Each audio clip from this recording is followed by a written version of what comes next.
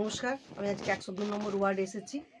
এখানে নিরীহ গরিব মানুষ, দেখুন মাটির বাড়ি তাদের, এই বাড়ি সৌরমাঝি আজকে হতে দিচ্ছে না এবং জলের লাইনও হতে দিচ্ছে না। একজনের কথা শুনে শুধু বাসক, তাই না?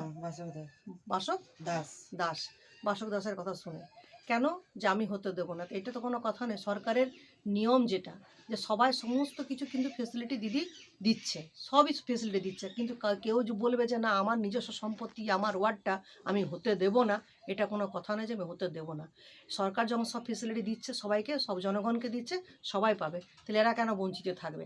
তা কাউন্সিলের এটা কাজ নয় যে কারো জল বন্ধ করে দেওয়া, কারো ঘর বন্ধ করে দেওয়া, কাউকে নিজে অবজেকশন দিয়ে দেওয়া। তো আমরা নিশ্চয়ই মেয়র সাহেবের সঙ্গে দেখা করব, আর এটা নিয়ে আমি দেখছি কিভাবে কি যত তাড়াতাড়ি পারে যে করব। এবং এরকম কাউন্সিলর হওয়া উচিত নয় যে গরিব মানুষের ক্ষতি করে। কাউন্সিলরদের কাজ হচ্ছে জনগণের পাশে থাকা, ওয়ার্ডের তাদের কার কী অসুবিধা প্রবলেম, তাদের প্রবলেমটা সলভ করা। কাউন্সিলরের কাজ এমনি নয় যে গরিব মানুষকে হেনস্থা করা। এই সৌরমাঝির নামে অনেক কমপ্লেন, অনেক এগেনস্টে আসছে এবং এর আগেও অনেক কমপ্লেন হয়েছে।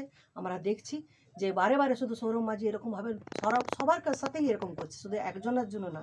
আর এনারা দীর্ঘদিন ধরে দৌড়াচ্ছে, আর এই বাড়ি বহু পুরনো, এটা আমিও জানি। কেন, যেহেতু আমি আগে থাকতাম রাধানগরের গ্রামে, সেই জন্য আমিও জানি যে এই বাড়ি এদের বহুত পুরনো। আমি ছোটোবেলা তো এই বাড়িতে গেছি।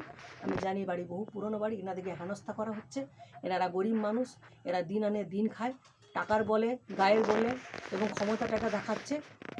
জায়গায় মানুষ ক্ষমতা দেখায়, গরিব মানুষের পরে এরকম ক্ষমতা দেখে নিজের বলটাকে দেখাচ্ছে, এটা খারাপ করছে। আগামীকালে নিশ্চয়ই জবাবটা পাবে উনি, না পাওয়া হবে না। ধন্যবাদ।